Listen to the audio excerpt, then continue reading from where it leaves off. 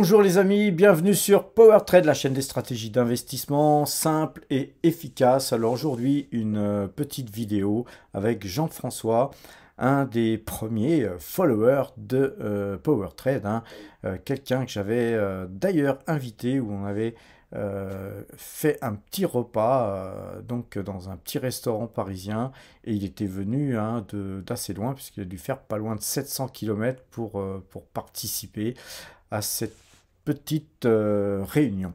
Alors aujourd'hui, présente-toi, Jean-François, présente-toi à nos amis Power Traders. Alors bonjour à tous, je suis sûrement un des premiers power traders comme le dit Patrick. Effectivement, j'ai fait plus de 700 km pour rencontrer Patrick parce que j'ai commencé à regarder ses vidéos qui m'ont semblé très intéressantes.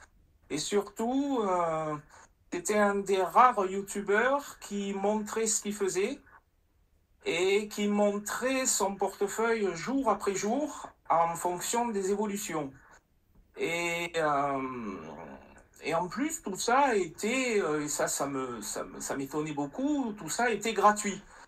Alors que la majorité des youtubeurs et des sites, lorsqu'ils vous présentent un portefeuille performant, vous demandent évidemment une contribution sonnante et trébuchante.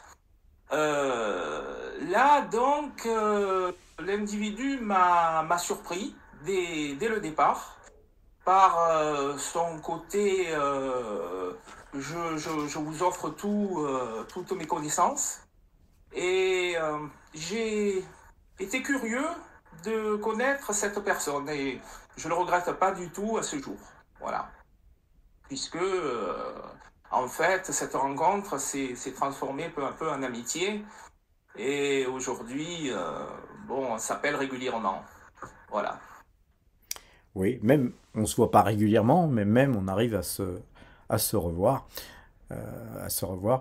En fait, puisque tu parles de ma personne, en fait, moi je suis un petit peu inspiré de, d'une méthode, hein, si on peut appeler ça une méthode japonaise qui s'appelle Ikigai, qui est trouve un petit peu les choses qui te passionnent, hein, découvre les choses qui te passionnent, et puis lance-toi dans ce qui te passionne, et puis bien sûr, si tu travailles ta passion, hein, tu finis par acquérir un talent, un minimum hein, de talent, hein, et puis ensuite partage, une fois que ça te permet aussi d'être reconnu hein, quand tu as un certain savoir-faire ou un talent. Alors là, nous ici, c'est la bourse, mais ça pourrait être tout simplement un ébéniste qui aurait appris à faire des meubles, une maison en bois ou que sais-je. Et puis ensuite, après, il partage son savoir pour les gens et surtout pour contribuer positivement au monde. Et voilà, moi, j'ai créé cette chaîne en fait pour trois copains, voire un quatrième qui était dans la boucle aussi. Et puis, c'était pas du tout dans le but d'arriver au nombre d'adhérents qu'on a aujourd'hui. Et puis, cette chaîne étant sur Internet, sur YouTube, hein, de façon ouverte, petit à petit, les gens nous ont rejoints. Et aujourd'hui, on est, je sais même plus combien, 6000, bientôt 6700, quoi. C'est assez énorme pour C'est moi. tout à fait mérité. Ouais, je suis très très content. Mérité, peut-être un peu hein, s'il y a autant de gens qui suivent, mais voilà, je ne veux pas m'attribuer tous les mérites. C'est aussi grâce à vous tous, hein, grâce même à toi, hein. Je me rappelle que tu m'as beaucoup encouragé, parce qu'à l'époque, euh, tu m'avais décrit la chaîne telle qu'elle est aujourd'hui et telle qu'elle sera demain, je pense aussi. Donc c'est grâce aussi à des gens comme toi que la chaîne à continuer d'exister, hein, parce que j'aurais peut-être arrêté de faire des vidéos si personne me regardait, c'est certain. Et donc, arrêtons de parler de nous, parlons un petit peu de la chaîne, de la bourse. Comment tu as vécu, toi, la baisse, la dernière baisse qu'on a vue sur les marchés? Est-ce que tu es plus sur des valeurs américaines ou sur des valeurs française. Alors, avant tout, tu m'as demandé de te faire un questionnaire. Alors, j'ai préparé quelques questions puisque c'était ton vœu. Euh, mais ça va être plus autant un questionnaire qu'un débat, parce que chaque fois, je vais donner un peu mon opinion, si évidemment ça Mhm, apporte quelque chose au débat. Euh, alors, en fait, c'est toi qui as commencé à me poser une question. Comment j'ai vécu ça? Ben, pas particulièrement bien, parce que j'ai trouvé que depuis le mois de juin, au niveau des élections, les Français ont merveilleusement bien voté et la bourse a applaudi ça d'une façon merveilleuse puisqu'elle a plongé. Depuis, à mon avis, elle s'en est toujours pas remis. Euh, Est-ce que ça va continuer? Je n'ai évidemment pas de boule de cristal, mais c'est pas de très bon augure tout ça. Donc, moi, je suis investi à peu près 50% en PEA et 50% en CTO. Euh, je considère le PEA comme un remplacement de l'immobilier. C'est-à-dire que essentiellement, pas la totalité, mais essentiellement dans le PEA, ce sont des actions à dividendes. Parce qu'il faut reconnaître que le marché français est plus un marché d'actions à dividendes qu'un marché de croissance. En général, bien entendu, hein, il y a de très belles actions de croissance. Euh, et donc, moi, j'ai commencé à revendre peu à peu mon immobilier pour me positionner dans mon PEA. Enfin, dans notre PEA, puisque je suis marié et en fait, je dispose de deux PEA. Donc, deux fois 150 000 euros de disponibilité. Euh, donc, les actions que je choisis, qui sont des actions de pur rendement, euh, j'essaie de les conserver, sauf s'il y a des opportunités importantes où il faut que je remette au pot. Mais j'ai une allocation d'actifs que j'essaie de garder stable. Pourquoi? Parce qu'en fait, elles ont véritablement comme vocation, ce portefeuille a véritablement comme vocation de remplacer mes loyers. Donc, on pourrait dire que je suis un peu scotché là-dessus. À côté de ça, j'ai un PEA où alors là, j'ai toute liberté, à savoir que ce sont essentiellement l'inverse, c'est-à-dire des actions de pure croissance. Et là, ça ne me pose aucun problème d'acheter, de revendre, même si, évidemment, j'ai le joug de la fiscalité. Voilà. d'accord. Mais en fait, on est assez proche, hein, puisque moi, sur mon PEA, j'ai surtout beaucoup de Total, sur mes PEA, hein, comme toi.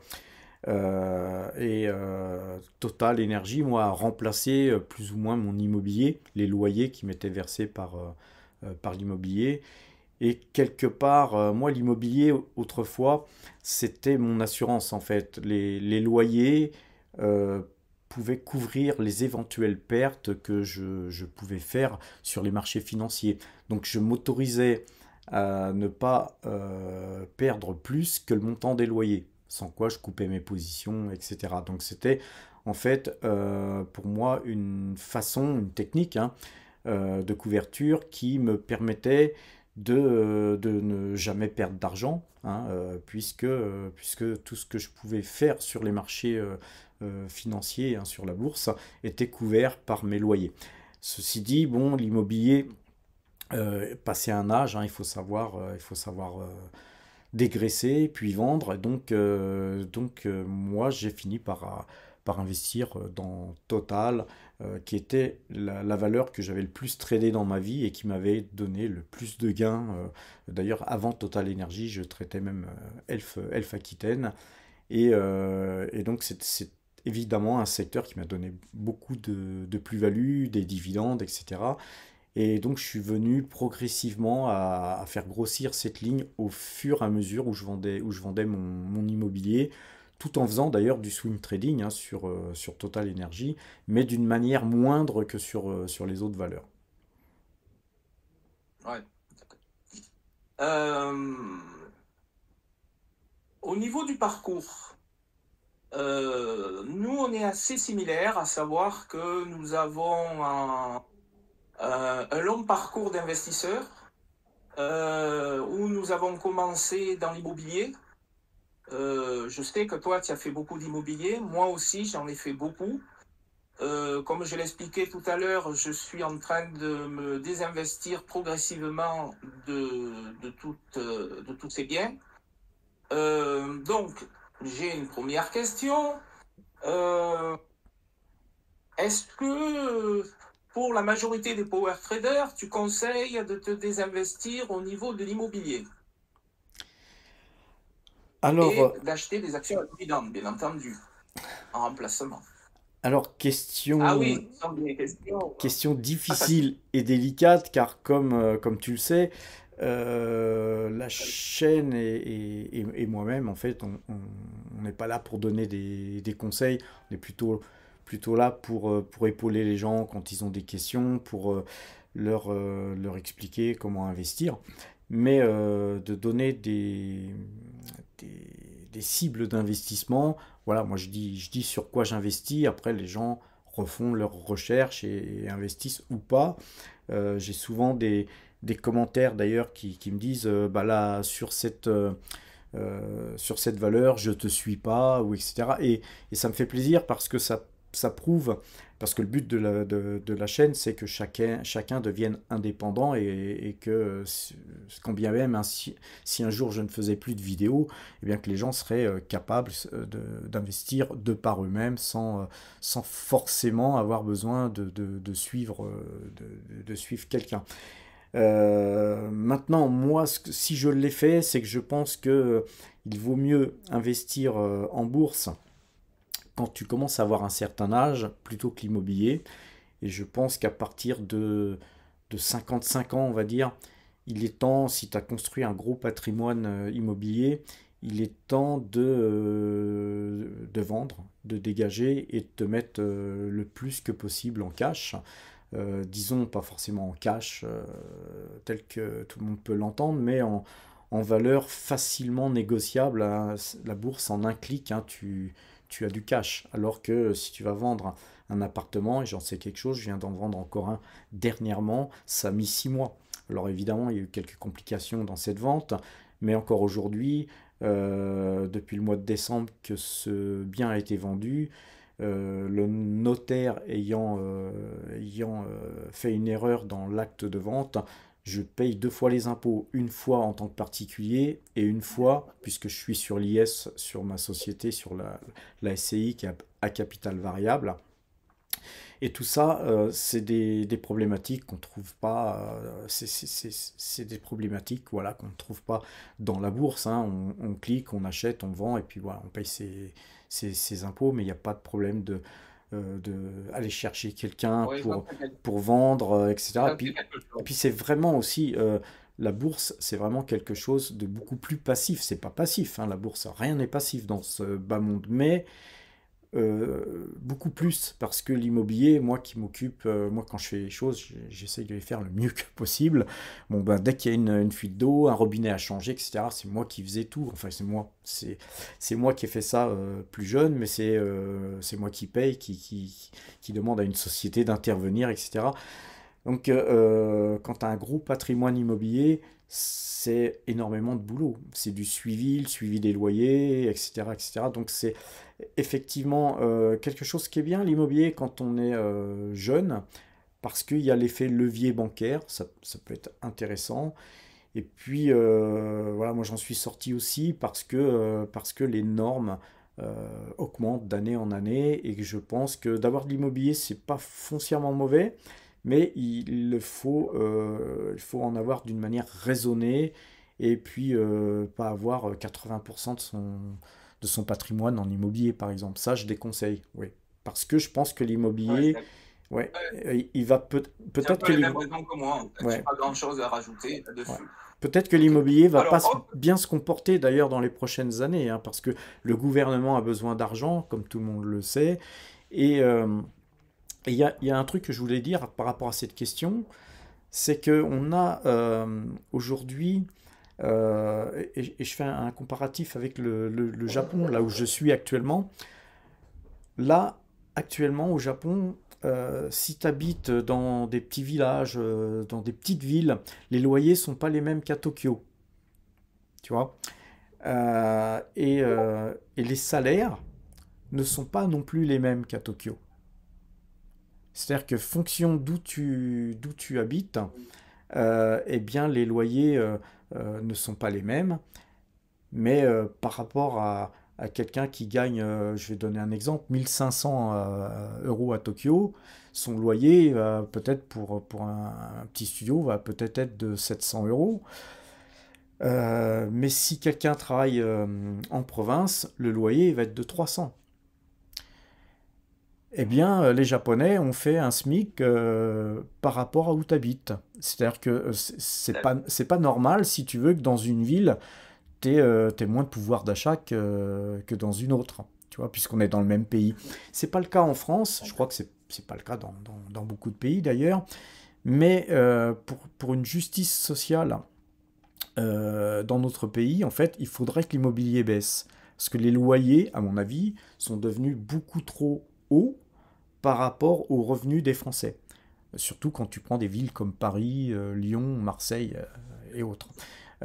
Et donc, je pense qu'un jour ou l'autre, il y aura une réflexion à ce sujet et que l'immobilier sera touché. Parce qu'en France, on ne pourra pas revenir sur le SMIC ou sur les choses comme ça, mais on pourra taxer peut-être les villes où lesquelles l'immobilier est le plus haut et les taxer très fortement, ce qui mécaniquement fera certainement baisser le prix de l'immobilier et le gouvernement aurait vraiment intérêt à ce que le prix de l'immobilier baisse dans certains endroits pour tout simplement rétablir du pouvoir d'achat aux Français qui vivent dans ces villes.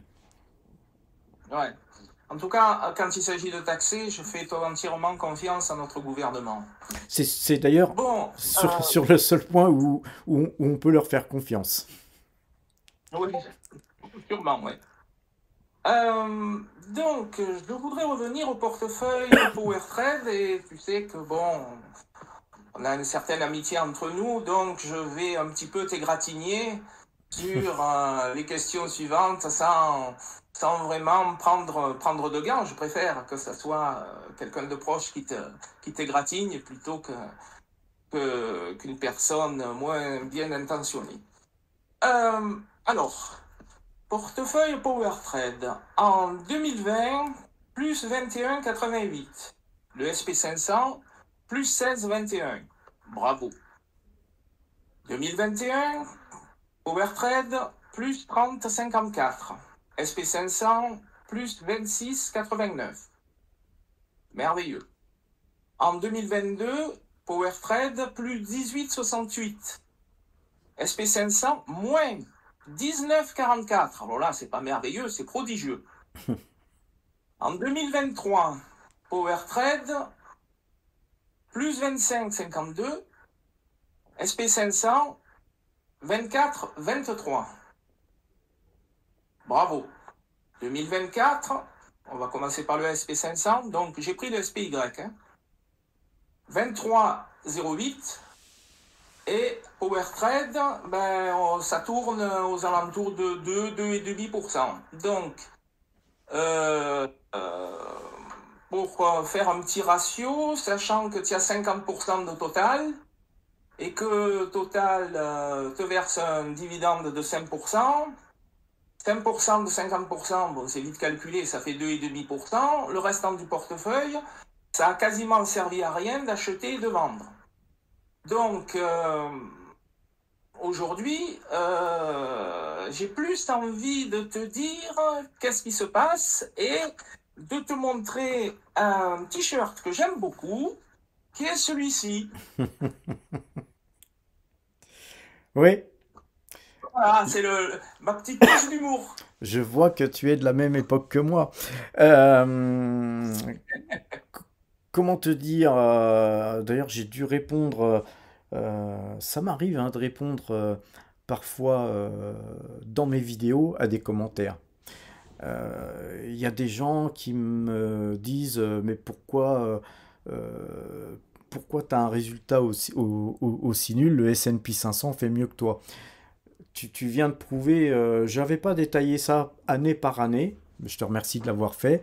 Moi, Ah, ce sont tes chiffres hein, que j'ai ouais, ouais, récupérés mais à force de te regarder avec assiduité. Hein. mais moi, je savais que sur 5 ans, j'avais mieux performé que le S&P 500. Mais effectivement, quand tu investis, tu as forcément des périodes, des années où tu performes moins. Je veux dire, celui qui arrive à performer, à faire, je sais pas moi, du 30%, du 20 ou du 30% chaque année, sans avoir euh, fait d'erreur, en fait. Et encore, on parle d'erreur, c'est une erreur à un instant T, parce qu'on découpe toujours le bilan sur une année. Mais là, si tu le découpes sur 5 ans, comme tu viens de le faire, on voit que je performe toujours mieux. Alors en fait, quand tu mets ça sur 5 ans, effectivement, je bats le S&P 500. Sur un an, je me fais battre par le S&P 500. Mais d'abord, c'est pas vers le S&P 500 que moi je me compare, parce que je suis beaucoup plus investi sur des valeurs françaises, valeurs européennes, mais Oui, à surtout peu près françaises. 70%. À peu Oui, près 70%, voilà. à peu près. Et donc ça n'a pas de sens de se comparer au S&P 500, en fait. Mais je le fais quand même parce qu'il faut se comparer, il faut se benchmarker sur différents indices. Je pense que se Oui, et comparer. puis on demande, on dit tellement aux gens que achetez de l'indice SP500 et reposez-vous là-dessus, que la majorité des gens vont en grande partie aller vers le SP500. Si c'est pas le SP500, ça va être le MCU World, mais grosso modo, C'est la même chose, hein, pratiquement, on est parce que là, ce sont quoi. les mêmes On valeurs est dans les actions américaines. qui portent ces indices.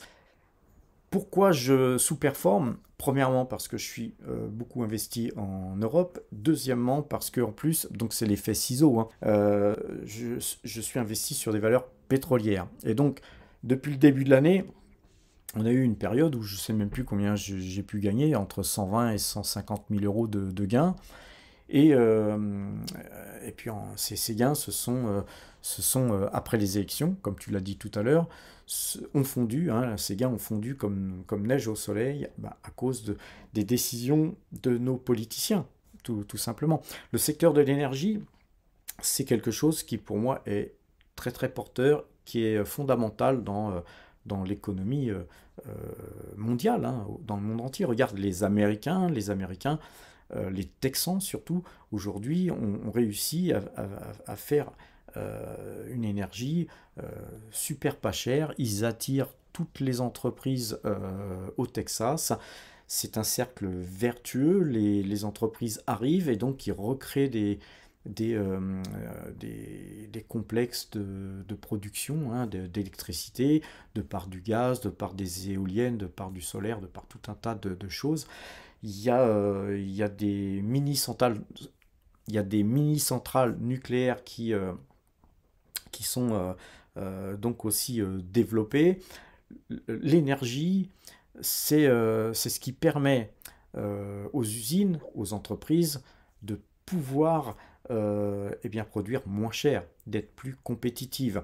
Eh bien, la France, qu'est-ce qu'elle fait? Elle ne pense qu'à une seule chose, c'est taxer Total. Il faut taxer, il faut légiférer, il faut faire ceci, faut faire cela. Bon, tu connais la musique. Le truc, c'est que moi, je pense que Total Energy finira par se délocaliser aux États-Unis. Euh, voilà, et puis de toute façon, il y a un moment donné, Total Energy, c'est peut-être une société française, mais c'est une société qui est à l'international. Elle fait son chiffre d'affaires dans le monde entier. Donc elle est facilement délocalisable. Pour moi, elle est value. C'est un secteur de croissance. Enfin, elle a tous les paramètres qui, moi, me permettent de penser que c'est un bon investissement. Et donc, moi, je conserve ma position parce que je ne vais pas vendre mes Oui, mais Total. Je suis entièrement d'accord avec toi. Et comme le dit Charles Gave, l'économie, c'est de l'énergie transformée, hein. Tout à fait. Donc, Et donc, voilà, moi, je vais pas, parce que je perds un petit peu du terrain sur le S&P 500, me catastropher. Moi, je dors très bien avec mes actions, d'autant que si tu regardes cette année, je surperforme le CAC 40. Donc aussi grâce à Total Energy. Donc voilà, oui, le CAC 40 fait cette année, je crois, moins 3,63. mais oui, mais si tu comptes dividendes réinvestis, on doit être à moins Ah oui, 0,60 ou quelque chose comme ça.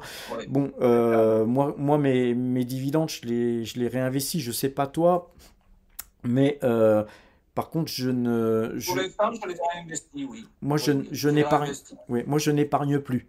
Tu vois. Donc depuis 5 ans, Alors, il y voilà. a quand même un risque que je vois là-dedans, c'est que, bon, la problématique, c'est que tu investis à 70% dans le portefeuille PEA. Et particulièrement, quand je dis 70%, j'ai regardé, ce sont les actions françaises. Est-ce qu'il n'y a pas véritablement un risque dans le futur, sachant les cadors que nous avons au gouvernement? Est-ce que la bourse risque pas de devenir une sinistrose en France? Est-ce que les investisseurs vont pas fuir les actions françaises à long terme? Bon, il y a quand même un risque de mettre 70%, je pense, dans les actions françaises. Maintenant, l'énergie, on peut très bien acheter du Total, on peut acheter aussi de l'ExxonMobil, c'est-à-dire des actions américaines en énergie. Pourquoi avoir 70% d'actions françaises? Pourquoi ne pas faire, par exemple, 50-50, CTO, PEA, ce qui diminuerait un petit peu euh, le risque dans le futur, parce qu'on ne sait pas tellement où on va. Alors, actuellement, mon portefeuille, c'est pas tout à fait ça, hein. Je pense que j'ai pas j'ai les chiffres en tête, mais euh, je dois être plutôt à 60% en actions françaises et puis Moi, j'ai regardé pas plus tard qu'hier, tu es à peu près à 70% en actions françaises. 70%. Tu Bon, pourras vérifier. je veux bien te croire, Françaises, hein, en mais, plus. Même pas dans le PEA, hein.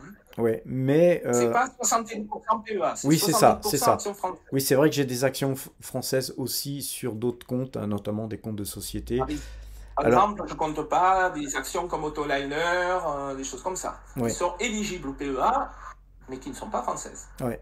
Alors, en tout cas, tu auras remarqué, si tu me suis depuis pas mal de temps, que j'ai augmenté mes allocations d'actifs sur les marchés étrangers.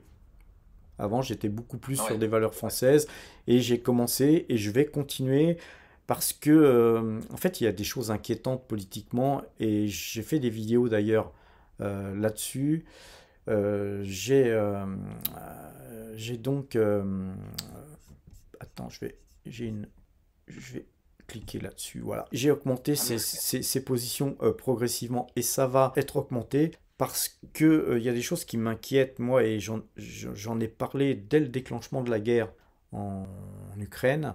Moi, je comprends pas que, si tu veux, que l'Europe soit si virulente à défendre l'Ukraine. C'est vrai que les Russes s'approchent à nos portes, etc. Mais de l'autre côté, c'est vrai aussi que bien les Russes étaient des partenaires avec l'Europe, hein, notamment sur la vente du gaz, vente de pétrole.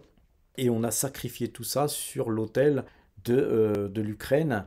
Et Zelensky, hein, c'est pas un homme recommandable, hein, en fait, hein, quand on étudie l'histoire, quand on étudie pourquoi les Russes se comportent ainsi, envahissent soi-disant l'Ukraine. Il faut regarder historiquement ce qui s'est passé, ce qu'ont fait les Ukrainiens dans les zones russophones à une certaine époque, certains accords qui n'ont pas été respectés, etc. Et puis l'Europe qui pousse à vouloir faire rentrer l'Ukraine dans l'Europe et donc d'apporter des missiles aux frontières russes. Tout ça, voilà, c'est de la politique, on n'est pas là pour faire de la politique. Moi, personnellement, par contre, j'étais plutôt partisan de ne pas entrer en guerre ouverte avec la Russie, puisqu'il il nous fournissait en gaz, et d'ailleurs, je l'avais dit à cette époque, j'avais dit que ça allait nous coûter très cher, qu'on se tirait une balle dans le pied, et Et on a signé la branche pour laquelle on était et actif. c'est le cas. Et c'est le cas aujourd'hui parce que aujourd'hui, non seulement on n'a plus accès à ce gaz russe, et on est dépendant en fait maintenant du gaz américain qui nous vendent à prix Tout à d'or. fait. Et donc on Même revient, chez Campbell. oui, on revient sur la boucle du secteur de l'énergie, où d'ailleurs Total était très bien investi en Russie. Et d'ailleurs, je fais remarquer une chose, c'est que malgré que Total se soit privé du gaz russe et ait dû faire des coupes dans ses budgets, en fait, le chiffre d'affaires de Total Energy, les bénéfices de Total Energy sont en croissance, malgré ça. Donc maintenant, Trump va, je pense, tout faire pour que la guerre en Ukraine cesse. Faut pas oublier que Trump, on l'aime pas, mais ça doit être le seul président des États-Unis sur ces, je sais pas moi, 50 dernières années qui a stoppé toutes les guerres et qui n'en On a n'a pas fait pas de guerre. qui n'en a Oui. pas déclenché en plus.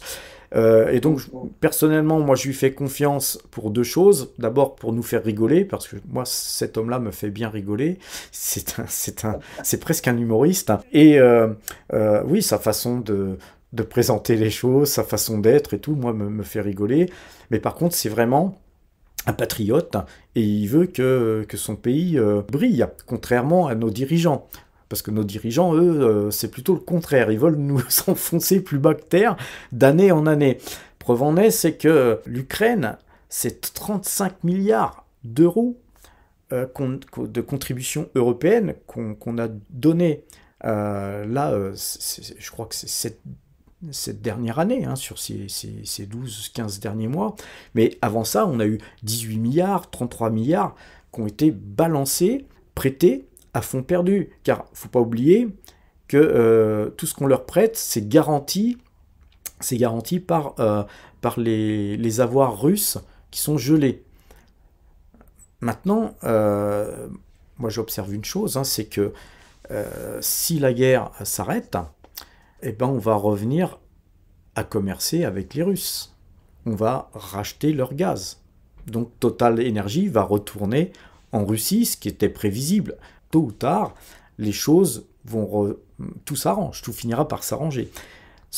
La seule chose, c'est que tous les milliards que je viens de dénoncer, ils seront plus garantis par les avoirs russes qui pourront récupérer leurs avoirs. Et donc, par contre, nous, on l'aura dans le fion parce que, excusez-moi du terme, mais ces milliards ne seront pas remboursés.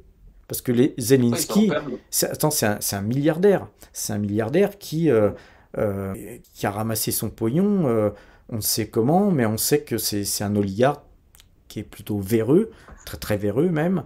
Et par contre, tout va bien pour lui, hein. J'ai lu un truc dernièrement, comme quoi il avait acheté une résidence de 5 millions de dollars en Égypte, etc. Ce monsieur, il a de l'argent en Suisse, il a de l'argent un peu partout.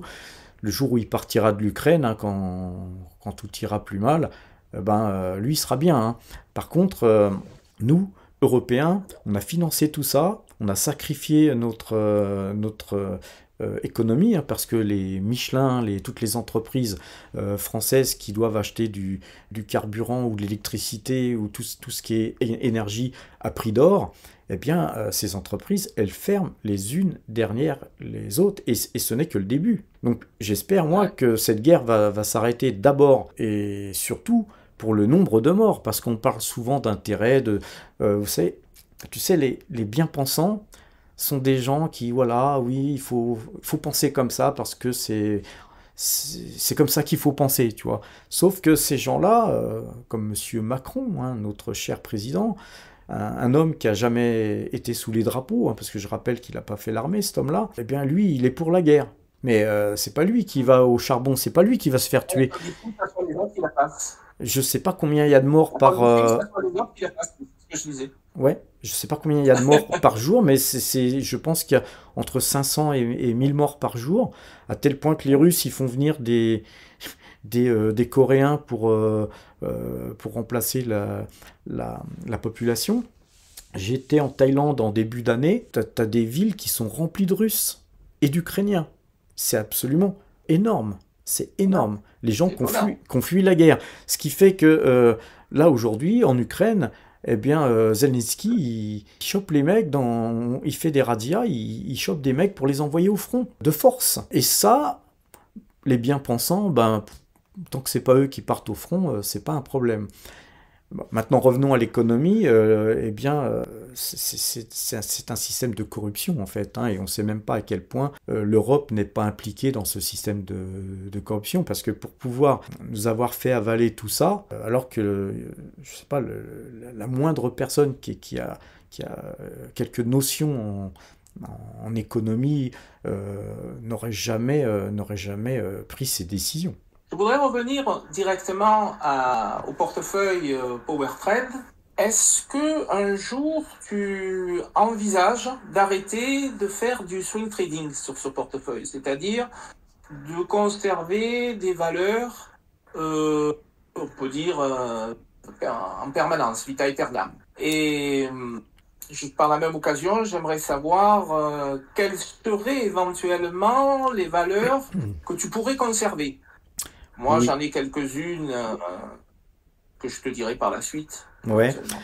Alors, je vais- puisque je suis au Japon, je vais te dire ce que je pense aussi de ma philosophie aussi. Les Japonais, ils ont un truc, ça s'appelle Ubaitori. C'est-à-dire de cesser de se comparer aux autres et d'accepter ses défauts, ses qualités et de s'accepter tel qu'on est. Donc ça, c'est pour revenir à la comparaison au S&P 500 et tout ça. Je pense que les gens ont toujours besoin de se comparer. Moi, ce que j'essaye, c'est de me concentrer sur ce que je fais pour m'améliorer toujours et d'avoir une marche de progression, de progresser de jour en jour, d'année en année. Un petit peu comme d'ailleurs dans les arts martiaux, en karaté, tu fais toujours les mêmes mouvements par exemple, mais tu améliores ta vitesse, tu améliores ta force, tu améliores la beauté du geste, et tu es toujours en amélioration. Dans la bourse, je me suis, puisque je suis un fervent pratiquant d'arts martiaux, un petit peu inspiré de ça aussi. Et l'Ubaitoli, pour moi, c'est important parce que s'améliorer toujours, c'est bien. Ce qu'il y a, c'est qu'à force d'améliorer, tu peux pas améliorer ton rendement. Si tu es parti de 5% à 6%, 7%, 10%, si tu arrives à 20%, à peu près ce que j'ai pu faire en moyenne ces 45 dernières années, faire du 20% par an, pour moi, ça me suffit en fait, tu vois. Encore une fois, il faut rester humble, il faut pas chercher à faire plus. Comme tu l'as dit, sur ces 5 dernières années, il y a des années où j'ai fait beaucoup plus, des années où j'ai fait un peu moins, etc. Puis là, je fais beaucoup moins. Mais peu importe, ce qui compte, c'est d'avoir ce que tu as besoin pour vivre. Moi, fait vraiment suffisamment pour vivre, puisque je touche pas à l'argent que je continue de réinvestir. Donc, continuer à faire du swing trading tant que ça me plaît, oui, j'en ferai, parce que je pense que dans la vie, il faut faire ce qui nous plaît. Moi, j'adore trader. J'ai été moins bon dans le trading, ce qu'on appelle du scalping, hein, dans l'intraday, dans une journée où tu achètes et le soir tu revends, ou même Ouais. 10 minutes après tu revends. J'aime bien travailler sur les marchés futurs, etc. J'ai des systèmes qui marchent très très bien, etc.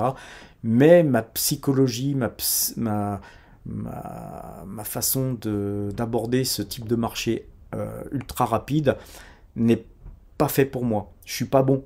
Je suis pas très bon à faire ça. Je suis beaucoup plus bon à faire du swing trading. Donc j'en fais.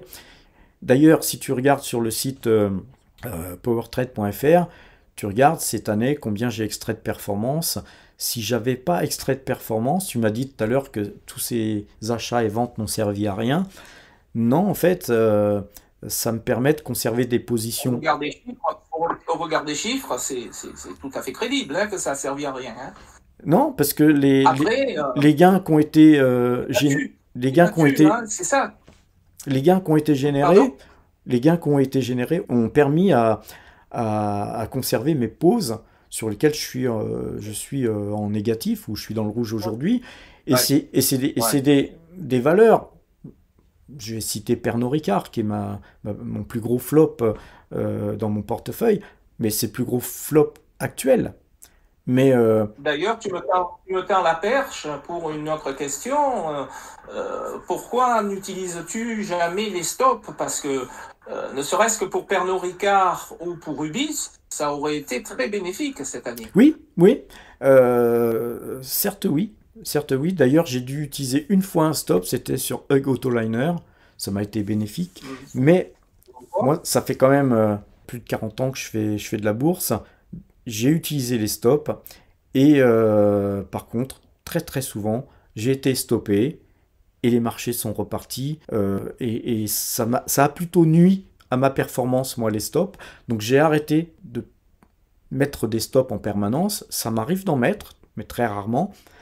Et voilà, donc moi personnellement, ça me convient de rester scotché sur une valeur comme Pernod Ricard parce que je suis persuadé que cette valeur, elle repartira et puis à ce moment-là, mon portefeuille, il performera beaucoup plus parce que je suppose, même si je dois attendre 2026 ou Et 2027, rien n'est interdit d'être persuadé que ça repartira tout en la rachetant beaucoup plus bas et avoir bénéficié d'être sorti par des stops. dernièrement, je t'ai dit, j'ai mis un stop sur Hug Autoliner.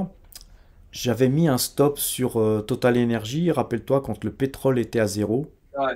j'avais une très grosse position sur Total Energy, mais beaucoup, beaucoup plus petite que celle que j'ai aujourd'hui. Et quand le pétrole est arrivé à zéro, je comprenais plus ce qui se passait. Disons que je comprenais ce qui se passait, mais je pouvais pas anticiper ce qui allait se passer demain. Et je pense là, il était sage de mettre un stop. Et j'ai stoppé, j'ai coupé toutes mes positions Total Energy. J'ai perdu 200 000 euros en l'espace d'un mois. Et parce qu'il n'y avait pas que Total Energy hein, qui avait plombé mon portefeuille. Et le mois d'après, si tu veux, on a eu un retour, donc des signaux d'achat. Et je suis revenu très très fortement. Heureusement, j'avais aussi du cash avant cette période. Très très très fortement sur Total Energy. Et à un moment donné, et c'est peut-être le seul moment où je me suis permis de faire de la DCA, sur 27-28 euros, eh bien, Total Energy, j'ai acheté, puis ensuite, tous les 1 euro, j'achetais une ligne, c'est-à-dire à 28, 29, 30, 31, 32, 33 et ainsi de suite. J'ai acheté du Total Energy et ensuite on l'a vu arriver à 60 et quelques. Donc c'est ma façon de travailler, tu vois. Ouais, je comprends. Les stops, c'est et je suis pas le seul dans ce cas-là. Hein. J'ai beaucoup de. D'ailleurs, il y a des power traders premium qui le disent hein, sur le Discord. Les stops, ça m'a plutôt nui que protégé.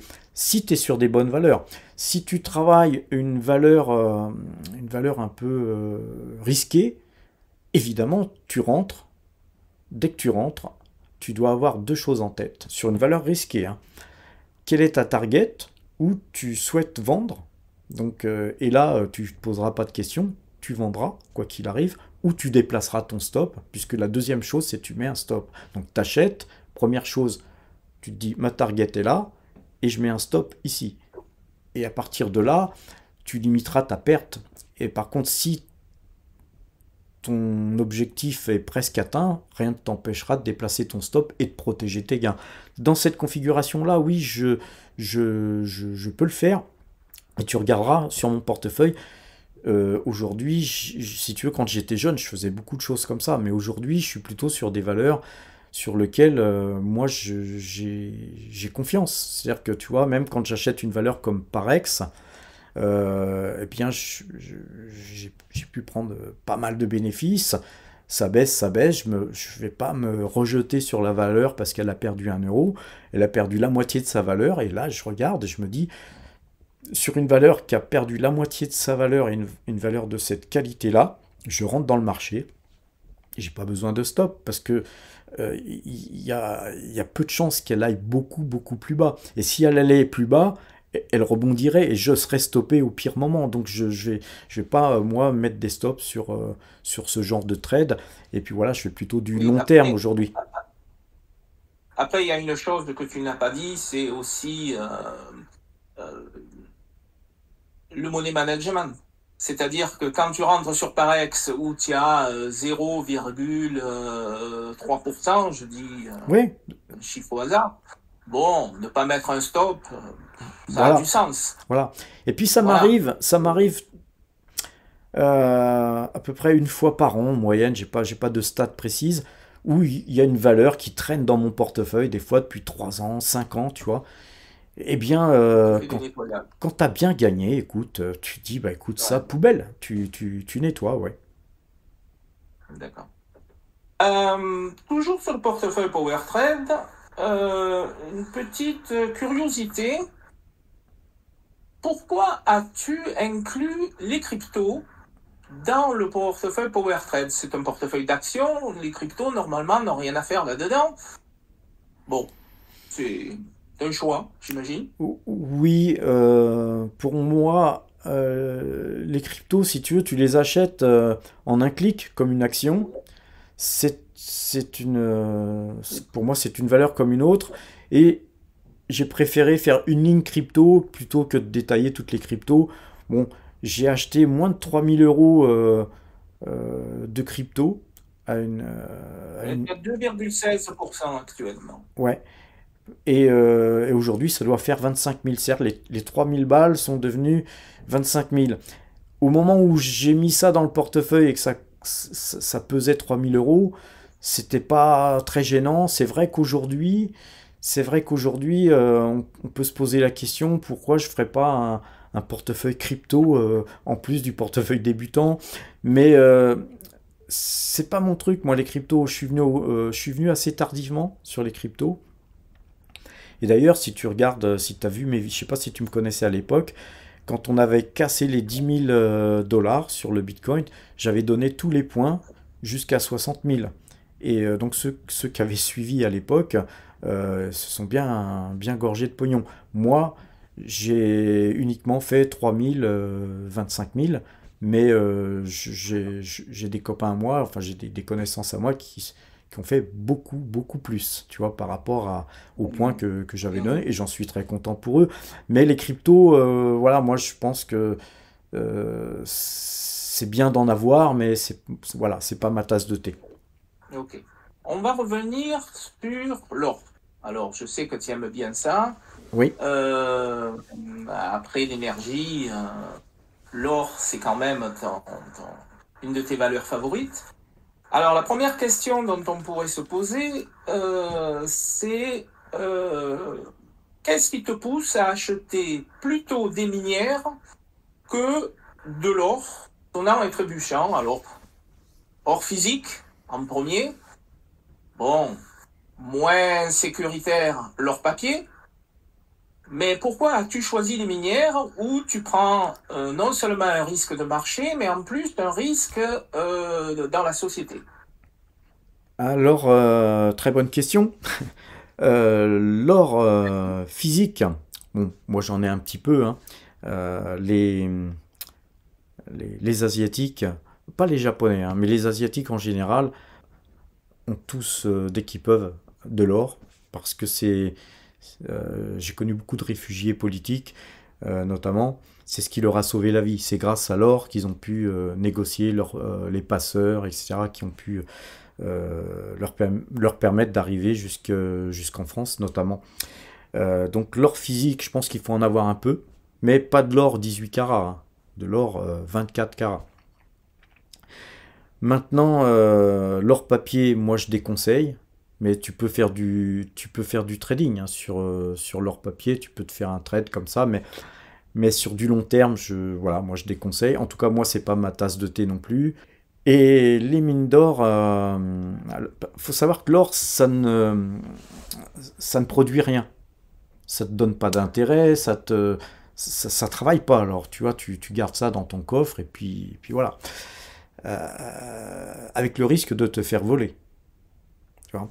Les mines d'or, ça produit donc de l'or, mais pas seulement de l'or, parce que dans les mines d'or, il y a souvent plusieurs minerais. Mais donc, moi, je suis beaucoup plus intéressé par des sociétés qui produisent quelque chose que d'acheter quelque chose comme un collectionneur et puis collectionner des lingots d'or dans un coffre-fort. Moi, ça, ça me brancherait pas de faire ça. Alors ceci dit, hein, si j'avais des milliards, oui, pourquoi pas. Alors, quand tu regardes tous les pays comme la Chine, les réserves d'or de la Russie, c'est 208 milliards ou 210 milliards de dollars actuellement. Tu prends le Brésil, tous les pays ont des réserves d'or de plus en plus importantes. Je pense il y a que l'Europe qui, en mode bisounours, encore une fois, Mais attends. Les pays, elles ont un autre target, c'est qu'elles doivent protéger leur monnaie au travers de leurs biens sécuritaires en or. Nous, on n'a pas, en tant qu'investisseurs, on n'a pas cette problématique-là. bah, c'est la dédollarisation en fait hein, qui est surtout mise en avant aujourd'hui. Et je suis persuadé que le prix de l'or va continuer à progresser. Et donc, moi qui fais de la bourse et beaucoup d'analyse graphique, si tu regardes les graphiques des mines d'or, tout était bien à la cave, quoi, parce que beaucoup de mines étaient mal valorisées. Et si le prix de l'or augmente, eh ben, il va y avoir un effet levier. Donc moi, je regarde souvent, avant d'acheter une société, je regarde toujours le ROE, par exemple. Et sur les mines d'or, je regarde pas, parce qu'il y a un effet levier qui fait que si chaque fois que le prix de l'or augmente, eh bien la marge de la mine explose. Donc je pense qu'il y a dans les prochains mois, les prochaines années, il y a beaucoup d'argent à gagner sur les mines d'or. Et aussi, comme tu le sais, je suis pas mal investi sur le pétrole. Et il y a une chose qui est intéressante à regarder, c'est que quand le pétrole baisse, eh ben, ça favorise les mines d'or. Donc les mines d'or montent. Et donc, quelque Non. part, c'est aussi une L'énergie assurance. pour les- Voilà. C'est peut-être un scoop que je vais te donner. J'ai l'intention, au moment où ça va se passer progressivement, parce qu'on va le voir dans les graphiques, hein, d'avoir certainement moins de pétrole dans mon portefeuille et plus de mines d'or. Voilà, ça va être une transition, je pense, qui va se faire très prochainement. Je peux pas, moi-même, je sais pas quand, mais c'est quelque chose qui est en train de se faire. Et d'ailleurs, avec Gilles Lerat, mon ami et associé, là, avec qui on discute assez souvent, eh bien, on va faire de plus en plus des interviews, hein, même de gens qui gèrent des mines d'or, etc. Et on va de plus en plus s'intéresser aux mines d'or d'une manière professionnelle. On va même peut-être d'ailleurs créer une chaîne dédiée aux mines, justement. D'accord. C'est un scoop, Sur là, ce hein. point, je te rejoins. Ce que je rajouterais à ça, c'est que un portefeuille où il y aurait les vecteurs suivants, l'énergie, l'or, éventuellement au travers de minières, et les technos, me semble être vraiment les trois visions futures qu'il faudra ne pas se détacher. On peut rajouter un petit peu d'immobilier de consommation de base, mais essentiellement l'énergie, les minières et la techno, je pense. Et tu vois, même les technos, elles ont énormément besoin d'énergie. Tu vois. Absolument. Et c'est pourquoi d'ailleurs, euh, sur les technos, d'ailleurs, j'ai une ligne qui a grossi et qui va encore grossir, c'est Google. Parce que eh bien, toutes ces sociétés, dont Google, eh bien, commencent à essayer d'être indépendants au niveau énergie et donc elles recherchent l'énergie la moins chère que possible. Ce que nous D'accord. n'avons pas, nous, en Europe, et qu'on aura certainement, je dis pas jamais, mais on est encore très loin de rechercher ça. D'accord. Je voudrais revenir sur ton portefeuille PowerTrade et la façon dont tu travailles. Tu utilises très souvent la moyenne 2 jours, 12 jours. Donc, je voudrais savoir comment as-tu trouvé cette moyenne, d'où est-elle sortie et surtout, est-ce qu'elle fonctionne avec tout type d'action? Alors, là, c'est une question très intéressante. C'était dans les années 1995 où je suis venu travailler en salle de marché, en, en compte propre. Et à l'époque, je connaissais rien du tout en informatique, hein. Et donc j'avais quitté la SNCF et puis voilà, j'avais commencé à monter ma SCI, j'achetais de l'immobilier et puis je suis venu en salle de marché et en salle de marché j'ai rencontré des gens très très intéressants. Il y avait d'ailleurs dans ceux qui me restent, hein, dans les relations qui me restent amicales, Enrico, que tu connais, qui calcule les points sur le Discord, hein, les points algorithmiques. À l'époque, donc, eh bien, j'ai vu des gens qui avaient des ordinateurs, qui travaillaient avec de l'analyse graphique, des systèmes, du RSI, etc. Et donc, je me suis intéressé à l'analyse graphique, ça m'a beaucoup, beaucoup intéressé. Et j'ai donc acheté un logiciel qui s'appelait Metastock. Et donc on faisait des backtests, on cherchait une moyenne qui marche mieux qu'une autre. Et puis alors on la faisait en simple, en pondéré, enfin il y avait tout un tas de moyennes mobiles. Et il s'est avéré qu'après plusieurs mois, pratiquement une année de tests, et à l'époque les ordinateurs ne tournaient pas aussi rapidement qu'aujourd'hui, il fallait laisser tourner toute la nuit le backtest pour voir le résultat le lendemain. On a testé tout un tas de moyennes mobiles et il s'est avéré que la moyenne 2 jours, 12 jours était la meilleure. Voilà. Et donc nous, à l'époque, on travaillait beaucoup sur les marchés futurs. Donc on a gagné de l'argent avec cette moyenne 2 jours, 12 jours sur les marchés futurs. Et puis, ceci dit, il y a de temps en temps, parce que la moyenne 2 jours, 12 jours, elle met un certain temps à se retourner, on a continué à chercher des moyens de pouvoir gagner de l'argent avec des systèmes meilleurs que la moyenne 2 jours, 12 jours. Et il s'est avéré qu'on a trouvé le système algorithmique sur lequel on donne tous les points là, tous les jours sur le Discord, qui était beaucoup plus réactive, elle était beaucoup plus rapide pour changer de sens. Par contre, elle donne beaucoup plus de faux signaux. Donc, moi, j'ai travaillé sur les marchés futurs avec l'algorithme, comme Enrico. On a laissé tomber la moyenne de jours, 12 jours sur les marchés futurs, mais sur les actions, personnellement, je l'ai gardé. Et sur les futurs, on regarde quand même la moyenne de jours, 12 jours, parce qu'elle nous donne quand même un sens peut-être plus profond, hein, sur la perspective de voir si on a les deux qui sont dans le même sens, ça peut aller beaucoup plus loin. Alors que sur des fois, sur les algorithmes, tu peux avoir un faux signal.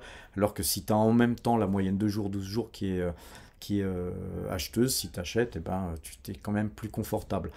Donc ça marche, la moyenne 2 jours, 12 jours, elle marche sur tout type D'accord. de produit. Alors que l'algorithme, eh bien, il ne marche pas. Par exemple, sur Total Energy, j'irai pas trader Total Energy avec cet algorithme. Bien que des fois, tu as des bons signaux aussi, hein.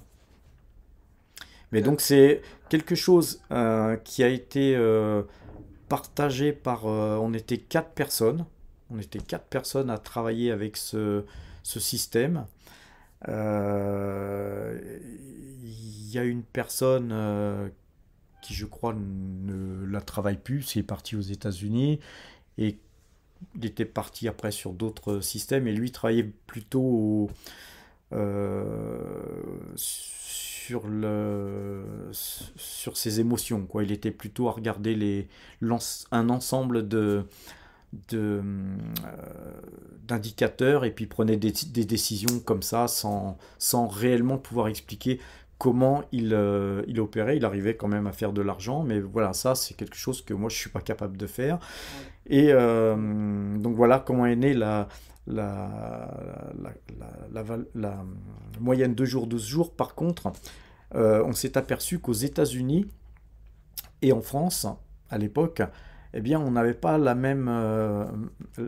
même résultat, par exemple, sur le S&P 500 que sur le CAC 40.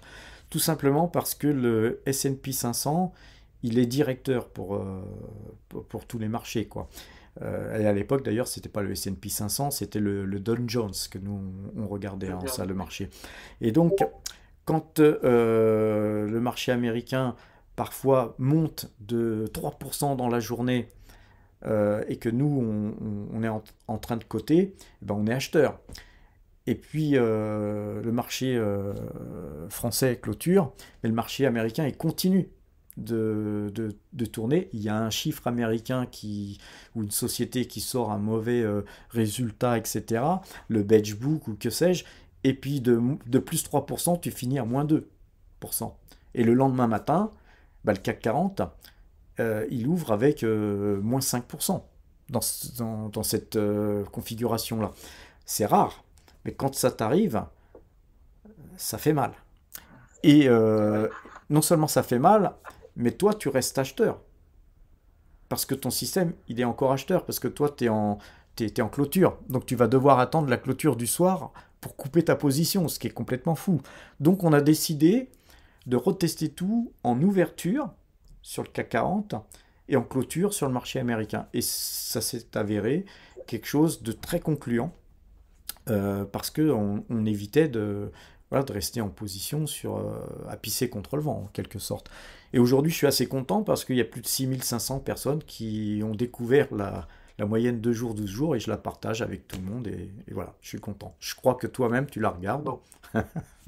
Moi, je regarde beaucoup la moyenne de 2 jours, 12 jours. Après, je dois avouer que il y a des actions que je considère euh, qui fonctionnent mieux avec d'autres moyennes.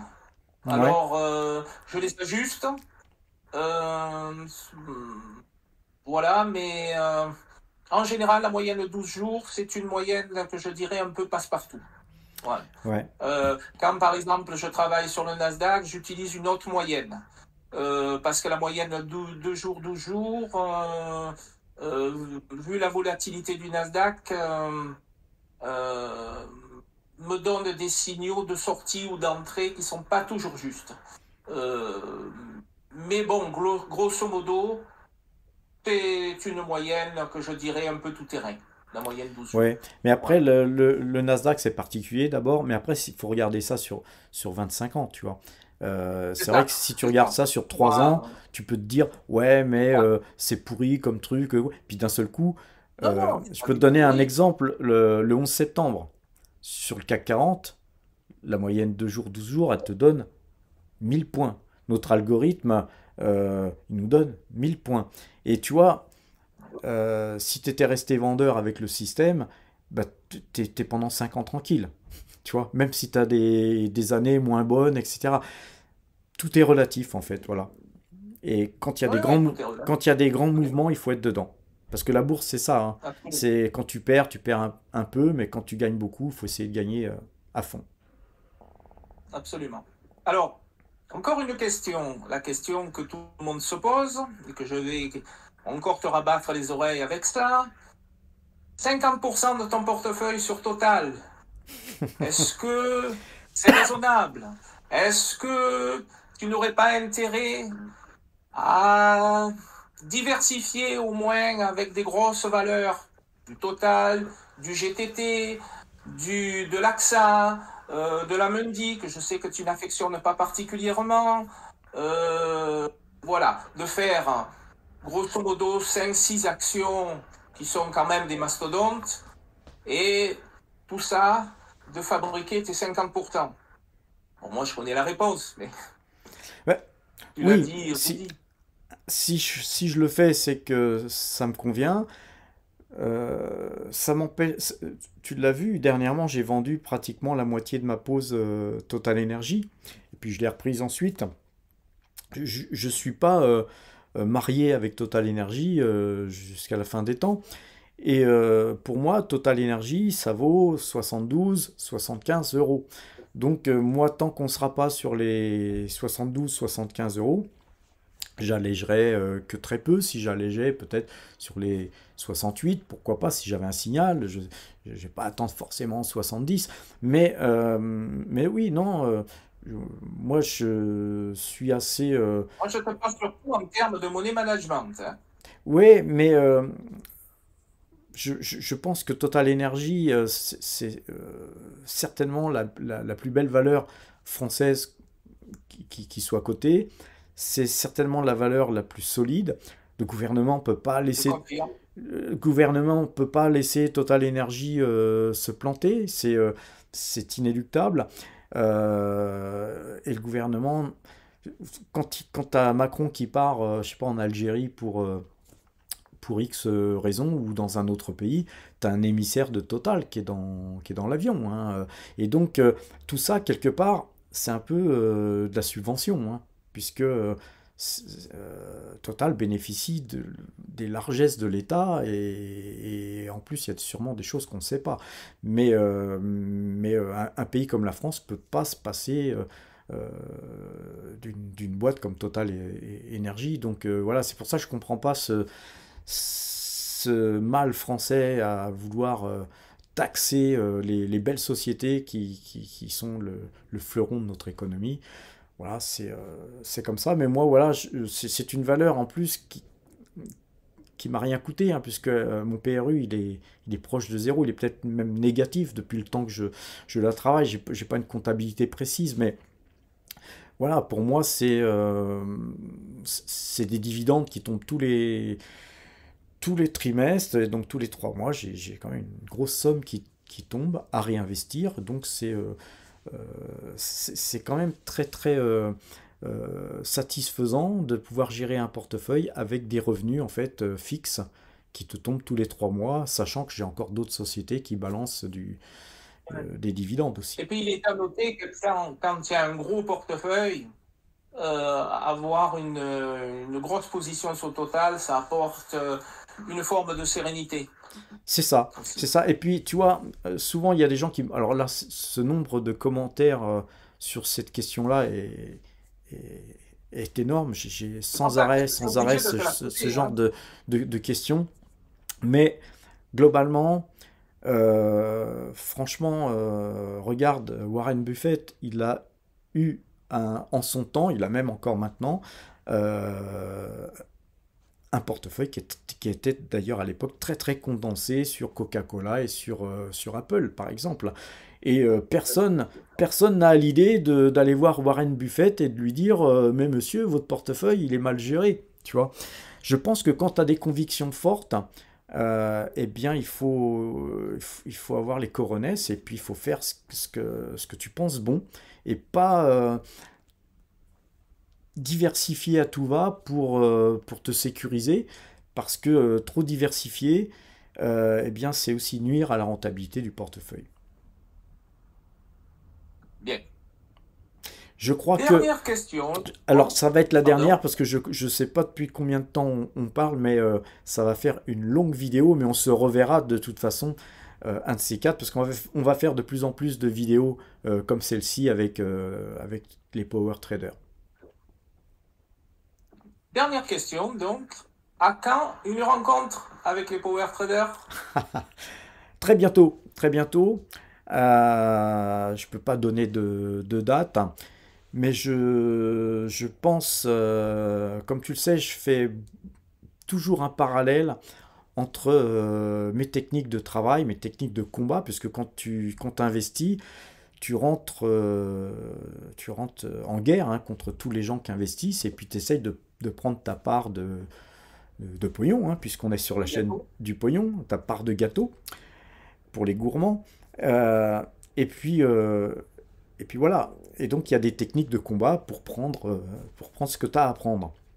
Et moi qui est un adepte des arts martiaux, j'ai toujours fait des parallèles sur les techniques martiales et les techniques que j'emploie en bourse. Et donc j'ai un projet, c'est de louer le dojo, là où je m'entraîne d'ailleurs, et de faire venir les power traders et puis de faire une masterclass.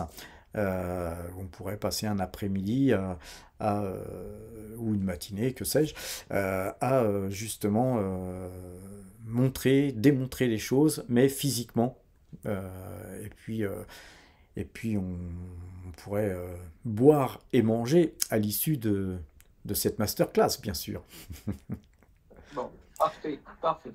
Voilà, bah écoute, je te remercie de cet échange. On va arrêter là Oui. parce que je pense que la vidéo est très longue. Quand Alors on, Patrick a voulu impérativement que je sois derrière mon système audio parce que ça c'est ma passion. Voilà, donc c'est un système de haute fidélité, un peu d'exception, mais bon, ça sera l'objet d'une toute autre vidéo en dehors certainement, de- j'ai été passionné en son temps comme toi de matériel hi-fi quand j'étais beaucoup plus jeune. euh, de ma- du matériel qui coûtait super cher d'ailleurs. Et puis voilà, les passions, il y a des moments où quand tu fondes une famille, etc., il faut savoir être raisonnable. Mais là, tu as du beau matériel. Et voilà, aujourd'hui, mais on est... la raison ne fonctionne pas du tout avec la passion, hein. La raison ne fonctionne pas toujours avec la passion, ouais. Mais voilà. Mais en tout cas, eh bien sur ce, eh bien écoute, je te souhaite une bonne fin de journée parce que toi, tu Mais débutes bon, la journée. Moi, je la ouais, ouais, finis. Au ouais, Japon, quelle heure? ça va être l'heure Il d'aller manger est, pour moi. voilà. Voilà. Eh bien écoute, Ok, à ben, très très bientôt. merci, merci pour Ciao. cet entretien. À très bientôt, bye bye. Bye.